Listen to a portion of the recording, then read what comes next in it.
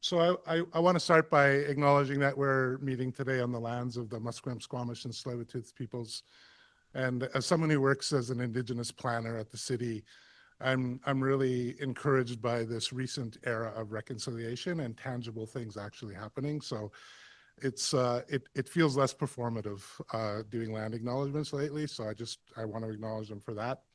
I want to acknowledge everyone who's come today, especially at a time when Canada has won its first World Cup game ever. So thank you for being here. 5-0 if you didn't know. 6, they got another one. Oh my God, that's very good. And I have a couple of hats to wear. So the first hat I want to wear as a board member of the museum, and I see other board members here, and I really want to acknowledge, do I got to stand closer to the mic? Check, check. Okay. I can yell louder. Okay. Where was I? I wanted to acknowledge as a board member and hold up Bruce's time on the board, 18 years as board chair for 8 or so, and helped us through really important things like developing a repatriation policy and guiding the process of hiring our wonderful CEO, Ryan. And it would be really easy with someone like Bruce to talk about his academic credentials. And you could Google that if you like, but he's been well recognized for his research, for his teaching, and in particular for his work with communities. And I'd like to recognize Bruce now from the perspective of an Indigenous person who moved to Vancouver in the 80s and found this wonderful territory that we're on today.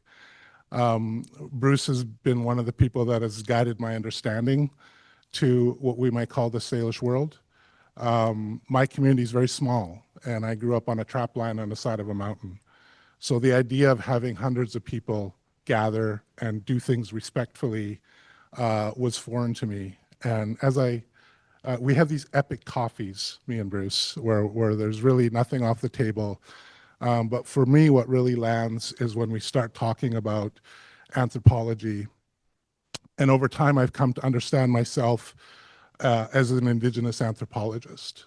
That is an anthropologist who has an Indigenous lens, who's fascinated with Canadian culture and how different that is. And at the same time, learning about Salish culture and wondering why things don't come together in a better way. They are now, but why they weren't. And so Bruce has really guided my thought process and understanding where I live, where I've chosen to spend the rest of my life, and the people who are here. And it's not just me. I've been at events where communities recognize Bruce for this kind of work. I know many people who seek out Bruce, particularly around understanding the legal system and recognition, and doing that in a way that benefits the community. And I know that's in fashion now, but he's been doing it when it wasn't in fashion. And so I really want to acknowledge his lifetime of work. And I can't think of anyone in Vancouver who's better able to have a talk like we're about to hear. And so I want to welcome Bruce to the stage, my friend, my mentor, my colleague, someone who's welcomed me and members of my family into his home. I want to hold up my hands to Lorraine. I think the boys are here too, yes. That we feel very comfortable, and it kind of reminds me of being back home. I used to have an Uncle Joe, and he was kind of the guy who lived partly in the forest. And when you were a teenager, he was sort of up for anything. I think of Bruce in that way, and we have I think we have a wonderful relationship. And so please join me for what I hope is an annual thing, the Bruce Miller Lecture.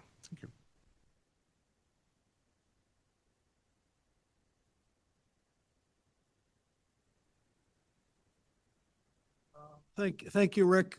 Thanks also to MOV for inviting me here today, and I'm hoping you'll find this interesting. And here we go. I wanted to say, can I leave now after Rick's? Anyhow, I didn't. First, a couple of notices. No ancestral images will appear here. The photos I will show you were taken by me or by somebody with me, and with permission or in the public domain. I'm not speaking for the museum, so these are simply my opinions, and this is a personal account. And so the public is aware of repatriation, but how does it happen and what are the outcomes? That's my topic for the day. And I took inspiration from the late Michael Ames, who was the director of the Museum of Anthropology and my colleague in anthropology at UBC. There he is, because he published a book called Cannibal Tours and Glass Boxes, the Anthropology of Museums. And you might notice the connection to the title of this talk today. And Mike Ames helped usher in the anthropology of the macabre, the study of the ways in which museums consume and reshape cultures. And I just got to thinking, in the 19th century, there were accusations of indigenous cannibalism here on the Northwest Coast. But I thought, who really were the cannibals? Because in the 19th century, through sometime in the early 20th century, collections of indigenous ancestors showed up in various places in Canada and other places in the world. And often it was just skulls, ancestral skulls. Here's a excerpt from a note to the famous anthropologist Franz Boas from his colleague George Hunt, saying, Indians said they will never let Mr. Smith come to Fort Rupert again to steal their graves. You know, that was an issue at the time. And so I'm going to tell some stories of a couple of repatriations from the Museum of Vancouver. And I'm going to start with a story of a repatriation. Can you hear me, by the way? Okay. I'm going to start with the story of the repatriation of an ancestor to Penelakut Island, or sometimes called Cooper Island. And this is a picture of the late Chief Rocky Wilson.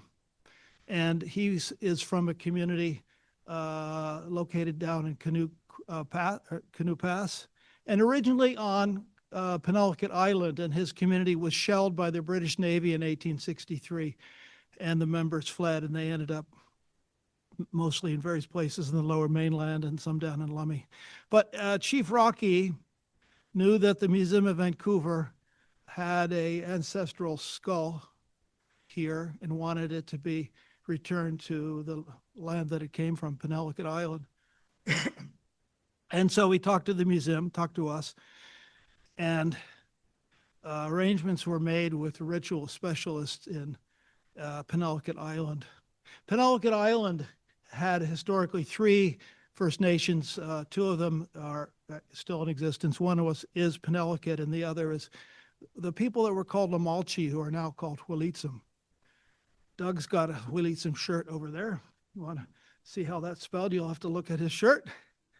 And so arrangements were made, and several of us traveled by fishing boat to Penelakut Island to return the ancestor.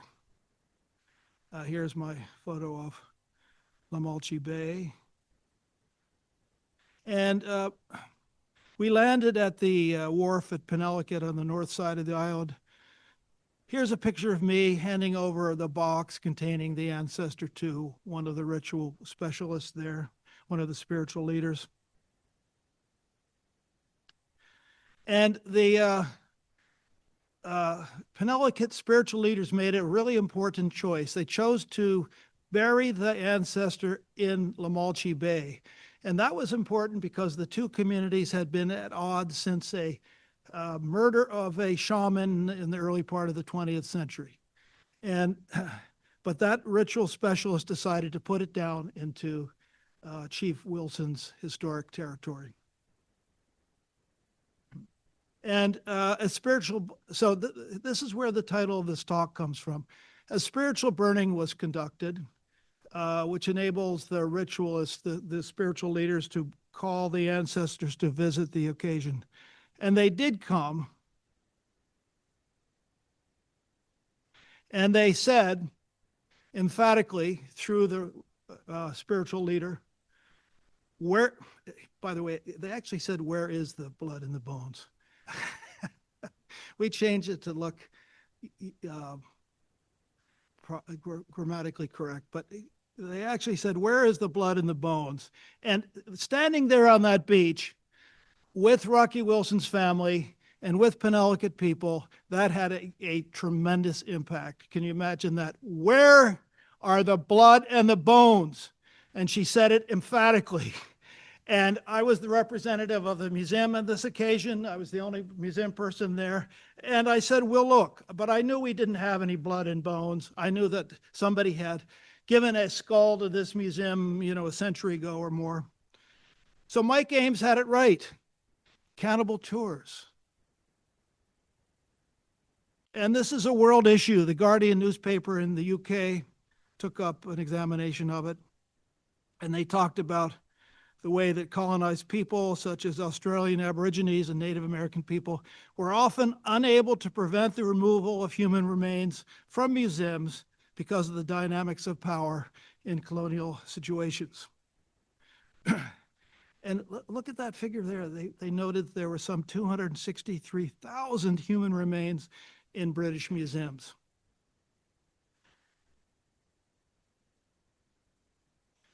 And there is a debate worldwide regarding ancestors.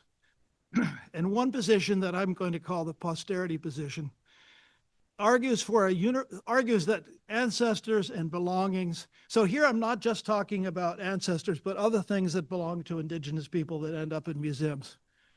The posterity position argues that this is part of the world patrimony and that there's a universal history that has to be understood that way. And it's to the public benefit to keep those things there, and that museums have to strike a neutral position. They can't take a position in politically fraught issues such as this. And I contrast that with what I'm calling the ethical position, which is that there's a non-neutral. Museums have to be non-neutral. And as you'll see in a minute, the policy here requires repatriation and requires the museum to recognize the historical legacy of colonialism, to understand the historical coercion by which museums often acquired items in times of low population, removal from their resource base, the banning of spiritual practices, and furthermore, also the current impact of having ancestors in museums on the current day population, on the descendants of those original people. I found this little piece from the Guardian to be interesting. They're saying British policy was that if human remains in collections are reasonably believed to belong to a person who died less than 1,000 years, they can be repatriated. But we've got lots of them. I mean, 1,000 years has got nothing to do with anything here. We've got, in this museum, we had ancestors who lived much before that. So the museum board policy of 2006, this is just sort of a summary of it. Belongings of cultural and spiritual significance will be repatriated. Belongings obtained through duress during this period of low population and dislodging of the community from their economic base. The policy requires repatriation if those conditions are met. And the museum has had a focus on the repatriation of ancestors. And then a former CEO of this museum announced that all of the ancestors here would be repatriated within a year. And, but this isn't a CEO policy, Ryan. This is a board policy. And before that came to a drag-out fight over that, that person left the museum. But the point here is that once we have these ancestors in our museum, then we have an obligation and responsibility to work with those communities to remove them from and restore them properly where they belong, or keep them here if that's the community's interest, and to carry out the process in the way that they want. We can't just remove them in a year. And we didn't. I say we because at that time I was on the board, which I'm not now. And so I had my own voice on this. I published a paper called Repatriation in Two Acts in a journal called BC Studies. Now, a note about the process that this museum undertakes. In some instances, First Nations or Indigenous persons or groups may make inquiry. So it could be a family or a tribal council or some other group. On other occasions, the museum seeks out communities where we know we have their ancestors to ask them if they're interested in repatriation. If there is interest, there's a search of the MOV records. Some of the old records aren't very good, and there can be complications about who is the rightful claimant, and sometimes there can be multiple possible claimants, and all that has to be worked out. And then it goes to the Repatriation Committee, which is operated by Dr. Sharon Fortney, our astonishing repatriation specialist, and beyond that, working in Indigenous issues with the museum. And from there, it goes to the Collections Committee and to the board. But what I want to point out most significantly is that MOV participates in the First Nations process rather than the other way around. We don't impose a process on them. That we ask how they want it to be conducted. Here's a picture of the policy. And one of the early repatriations was to then Canoe Creek, Stekmik, did you get them, First Nation? And they are people who live far up on the Fraser River. And interestingly, we wanted to repatriate this 6-ton boulder with petroglyphs. And one of my then PhD students was tasked to try to find out where this came from. And interestingly, they were trying to find out where this had gone at the same time. So anyhow, we found out where it came from. And I also got to back up on this story. When I first saw this, maybe in the 1970s, it just looked to me to be profoundly out of place. It looked inert and displaced, and almost like it was in a concentration camp, perhaps. Maybe that's harsh. Out of place. And through a series of exchanges with the community, there's Joan Seidel, who was then the museum employee doing a lot of that work, and there's the former CEO, Nancy Noble. That are solemn but also joyful. We arranged to send this rock home. And it took, you have to drive a long way and then go more than an hour on 4-wheel drive. And there was the chief pointing out where he thought it came from. And so it was in the atrium downstairs. So a crane had to literally lift it out of there and put it on a flatbed truck that you can see here and truck it up all those miles. And there were other complications. Another First Nations said that it really belonged to them and that they were going to obstruct the movement of the flatbed truck. So an RCMP detachment had to accompany it.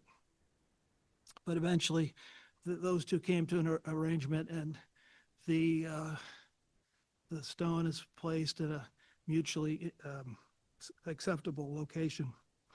Lots of things happened there at the site. And these guys are playing Slahal bone gambling.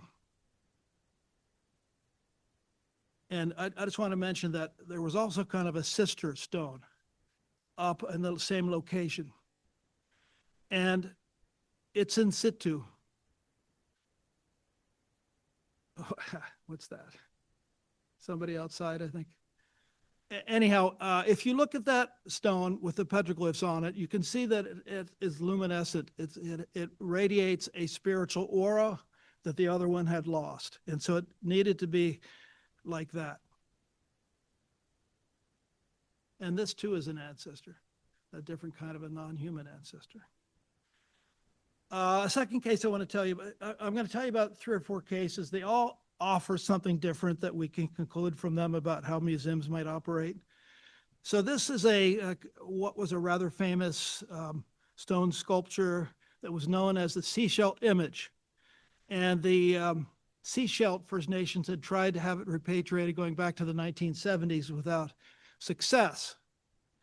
And by the way, my predecessor at UBC, Wilson Duff, in his book, Images Stone BC, had argued that it was one of the greatest stone sculptures in the West Coast. And I took a trip up to meet the Seashell Tribal Council to tell them that we were going to repatriate the stone to them, to their, I think, utter amazement, having had no success prior to that. And it attracted some attention. And so Professor AI, I consulted Professor AI, who told us this: the cultural impact, the statue's arrival back in its rightful territory sparked immense pride within the nation. True. And prompted the construction of the Temswaya Museum, false, serving as a cornerstone project in ongoing Indigenous artifact repatriations across Canada. Hard to agree with that, really. But it was a very important event, and 3 different longhouse events were held in Seashell territory to commemorate the occasion.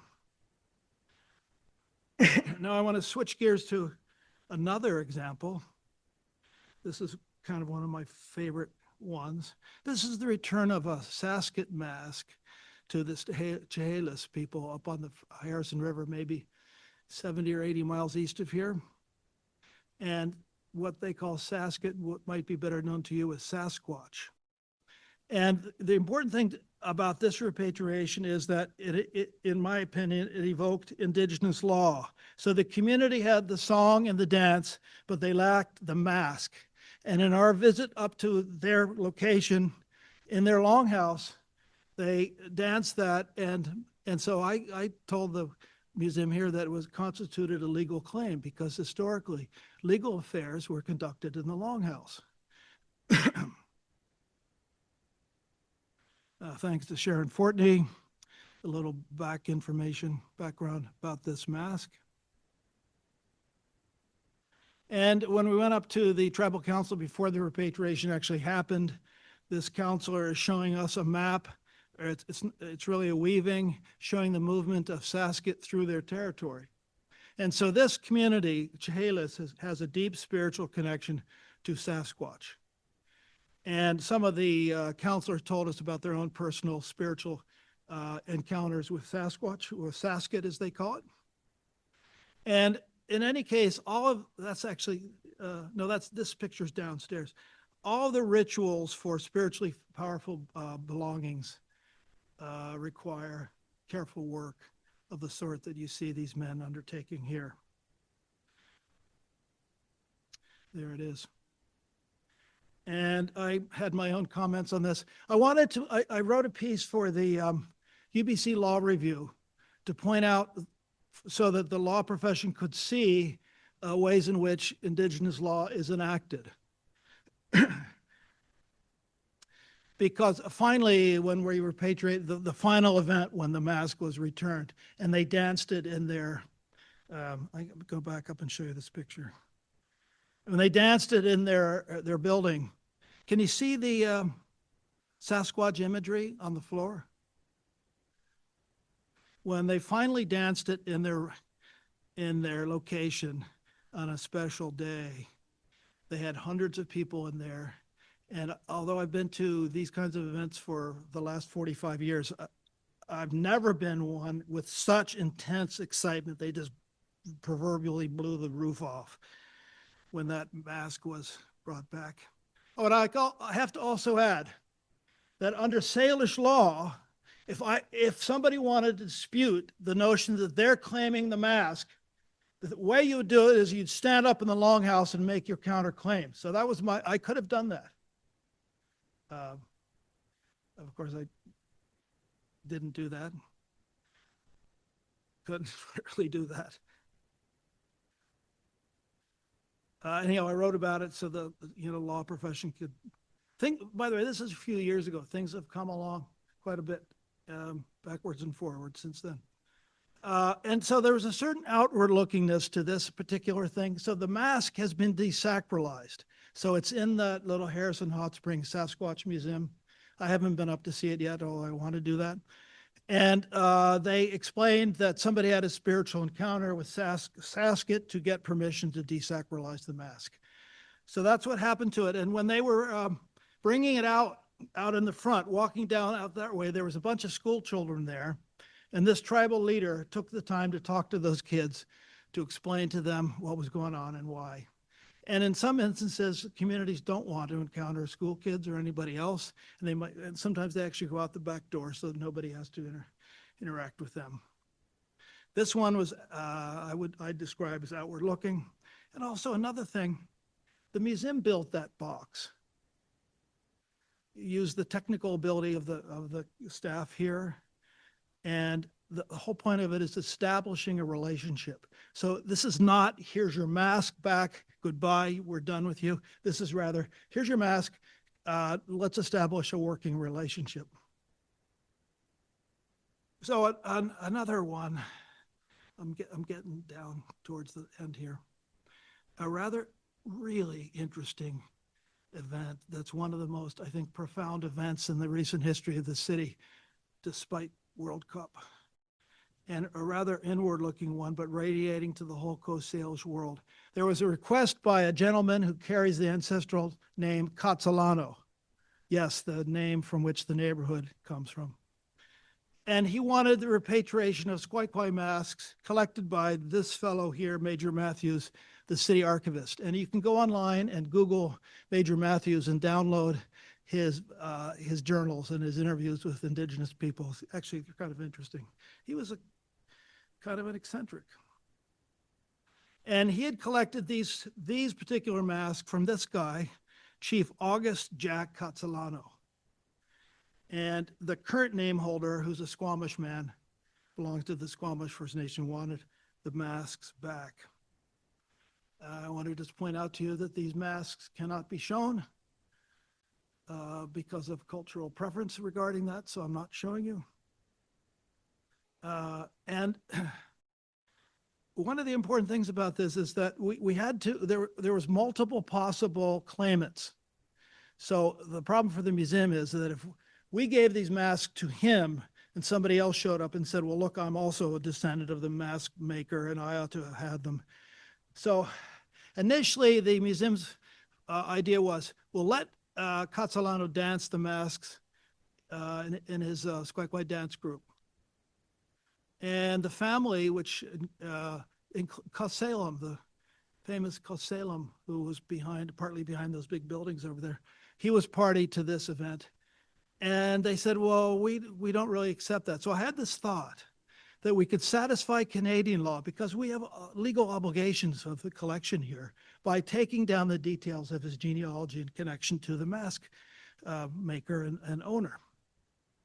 And we could satisfy Coast Salish law by letting him dance the mask in the Longhouse and with his dance group, with the Squaiquai people. And because we would then hear about it. If somebody else thought they should have the mask, then they would bring it to the attention of the museum, and then we wouldn't have a clue what to do next. This is a picture of a long, not one here. This is a Cowichan one I just included for the illustration. So there was an event, and it was in Squaiquai, where the spiritual entity is from, which we know as Lumberman's Arch. And so the family got permission from the park board to put up a giant tent. They closed it off so you couldn't see. They didn't invite the outside world, but they invited people from all over the Coast Salish world, from Puget Sound and Fraser River and so forth. And it was a huge event. Maybe there was 300 people there. And he danced, his dance group danced it. There was actually 2 Squaiquai groups. Other work was done. Ancestral names were taken. And Carl Salem was the speaker, acting on behalf of the family. And he said an event like that hadn't happened in Vancouver in more than 100 years. But the curious thing to me was it was completely inward looking. And it was for their own consumption and their own process. They weren't interested in how the outside world responded to it. And anyhow, he danced them, and then we waited a bit, and then we signed the masks over to Katsalano. And at the end of this potlatch event, presents were given, gifts were given to all the people who serve as witnesses. So I'm witnessing to that event now. I have just one more to tell you. This was a really wonderful occasion. So ancestors were returned from the Museum of Anthropology at UBC and this museum. And Dave Sheppy at the Stalo Nation sort of presided over this affair. And I think there was maybe 27 ancestors in total. And there's some greeting poles outside their tribal center. Here's a picture I took of them returning the ancestors in cedar boxes. But there were some outstanding questions, and so there's a really interesting component to this. One was, whose ancestors were there? Because the records of the museum were too vague. And at that time, there was outright conflict between the Yale First Nation and the Stalo First Nations over borders, and there was real hostility. And I'll tell you what happened with that. And then also there was the question of grave goods. Did they want those repatriated? And an elders, an elders council dealt with that. So here's again a case outside of the mainstream political life. Elders and spiritual leaders can sometimes create reconciliations internally that other people cannot. And I just want to foreground one of these people. This is my Chief Frank Malloy Siempchis. I had the great pleasure of spending 8 summers with him in his longhouse in Chilliwack. He's deceased now, but it's been a couple of years, so I can show you his picture here. He was one of these elders, and they worked together with the elders from Yale. And at the actual event where they presented I should tell you this.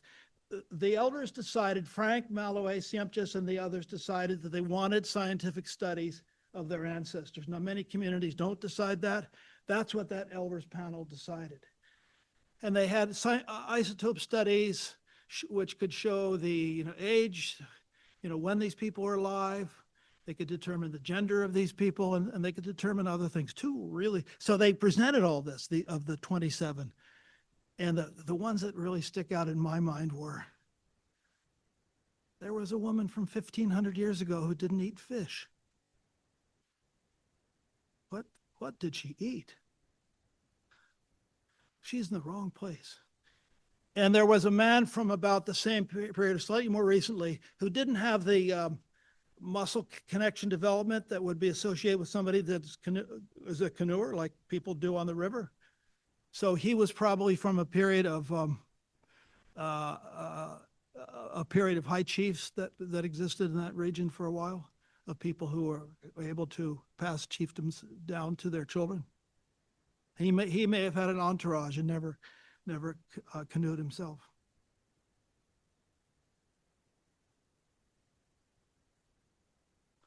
Okay, so now, what have we learned about all this? One is that the role of the museum is beyond collecting, preserving, exhibiting, educating, the standard things you associate with the museum. There are obligations to communities, but new possibilities that arise with them. Second, neutrality is not a viable position. The museum is connected to change, and change has to come or museums die, really. And our position here, the board policy, is not of neutrality, but it's taken a position in this regard. In some instances, spiritual leaders and elders can achieve reconciliation. I forgot that part of the story. A elder from Yale stood up at that event that I was telling you about and talked about the reconciliation that this event helped her achieve with the Stalo First Nation. And I was there to witness that. They can achieve reconciliation through repatriation, which eludes political leaders. And examples here are the Penelakut Island case, where the Penelakut and the Huilitsum got together through the spiritual leaders, or the ancestors to the Stalo Nation. And repatriation processes can revitalize museums. They can energize the museum staff. For some museum staff, it's really beyond their life experience, but it gives them something. It gives them a way to understand the collection in a new way. Rather than ending relationships, these repatriation processes establish relations, establish reciprocities, as I was trying to explain regarding the Chehalis mask that we repatriated to them. And museums can directly engage First Nations, Indigenous people in reimagining the museum. And First Nations, Indigenous people can directly engage, so they can directly engage each other in a new way.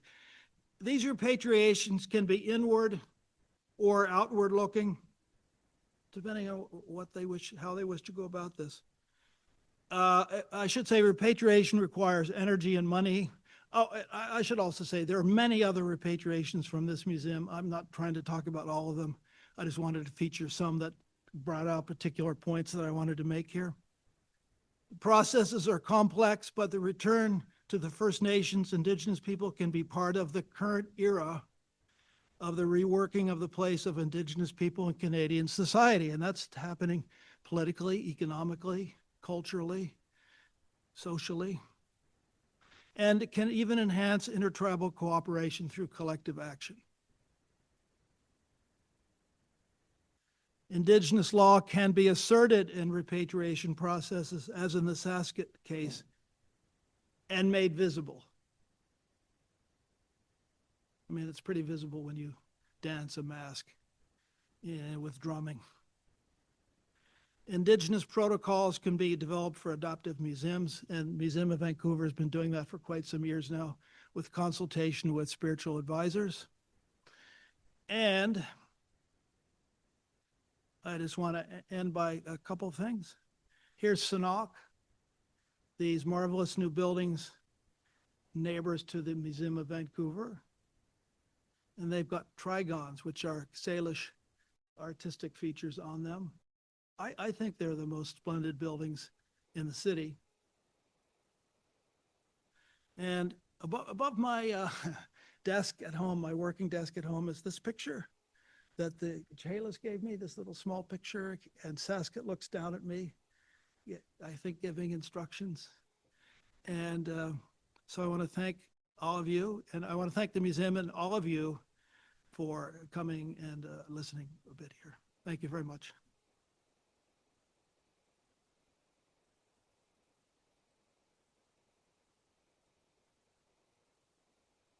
How's our time here, Ryan? So we've got time for questions. Okay, good. Questions from anybody or things you want to say? Yes.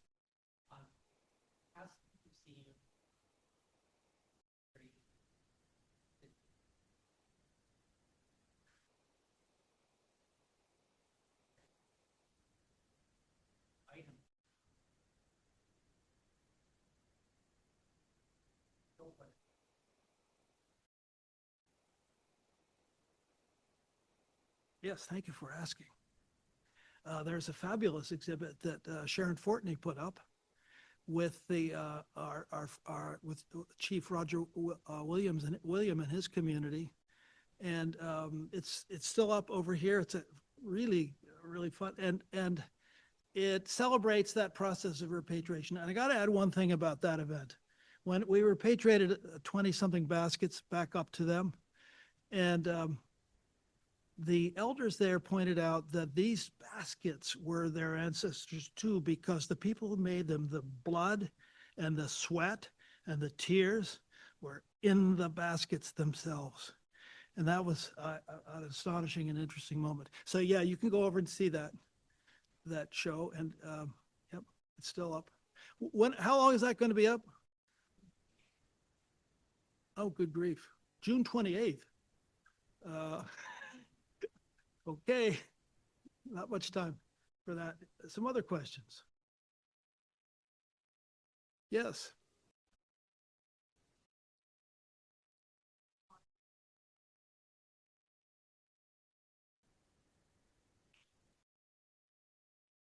Yeah, so in some cases they approach us, in other cases we say, hey, look, we've got these. Would you like to have a process of returning them? And so then typically they'll be, Sharon Fortney handles all this now, and there'll be an exchange of letters. And we will, one of the things we do is send them the records that we already have in the museum. And typically they may ask, what have you got from our community here? And she and her staff go out and look for all of that.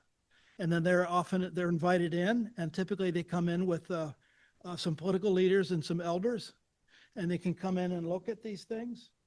And then they often go home and consult about what they want to do. And then they may come back again to look again or to talk with Sharon.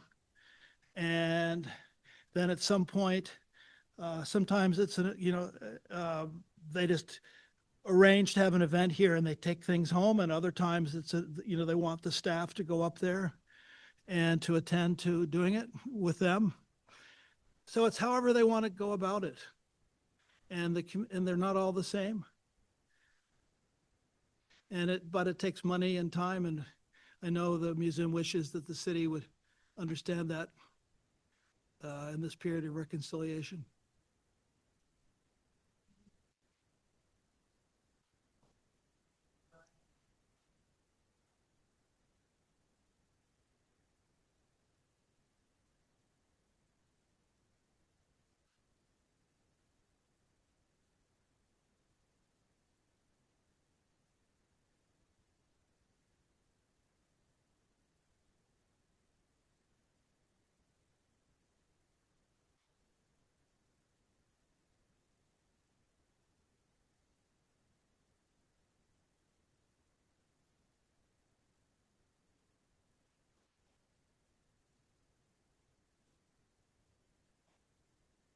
Yeah,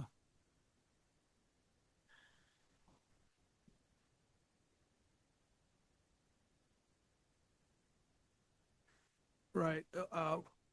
Yeah, I mean, all this work has fallen to our time, really. And it's developing and it continues to develop. And Sharon Fortney is just a marvel. I mean, she's just fantastic. Before Sharon came, the chiefs of Ontario, and they asked me to come there to speak to their gathering of chiefs about the reconciliation or the repatriation program we had here. So I went and did that, and now that's all the kind of work that Sharon would do. And there was an event here, I don't know, 5 or 6, 7 years ago. We invited all the small museums in the area to come and have a workshop with us for a couple of days. And we talked about all this because, for small museums, it's very often beyond their lived experience. They don't know anything about anything like this.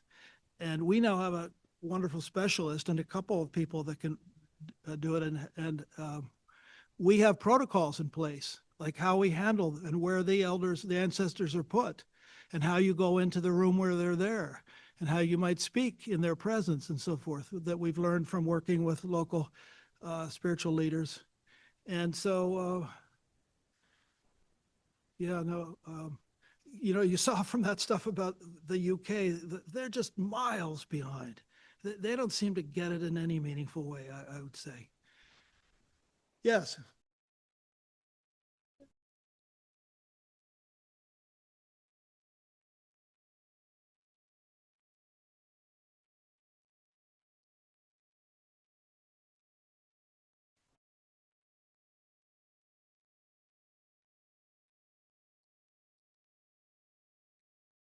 Yeah. I, yeah. I don't know. I think it's really mixed. I happened to be in Glasgow a couple of years ago when they were repatriating spirit vests from the Wounded Knee period, and the Scottish museums seem to really be on it, unlike the English museums who seem to be not on it. And and then we were also in Edinburgh 2 summers ago, and there was another large repatriation going right out of the National Museum. I don't think there was trouble with it. They understood that they had to do that. Now, another case was a few years ago, a community asked me to contact a German museum named for this guy who'd written books about Indigenous people in the 20s and 30s. Yeah, the Karl May Museum, and he had never been here. And so they have scalps. So I wrote them and said, you can't display these scalps, and you can't let anybody come to look at them other than the community from which they came. So you can't do anything with them. Would you please give them back? And no, they weren't going to give them back. I can't imagine what they think they're going to do. So I think really we're still probably in the early days. I know this province has tried to fund through the Royal Museum. I'm not sure how that process all worked out. But I do think we're doing well here at the Museum of Vancouver. Yes.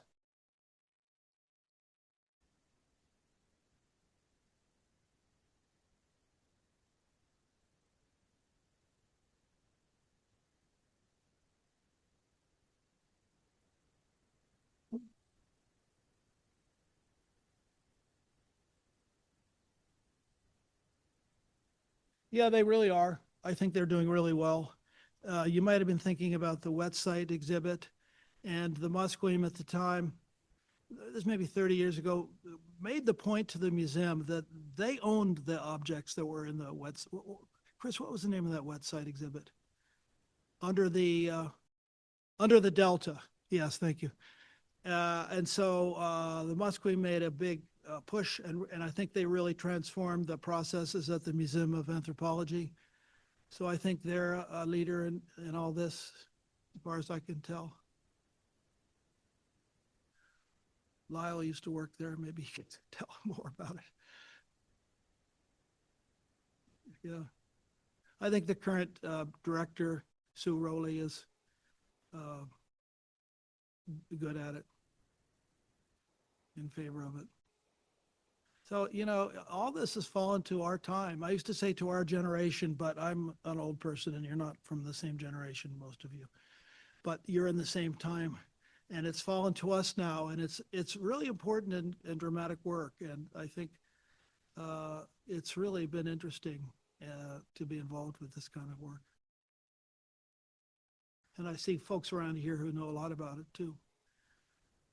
Anybody, any other questions?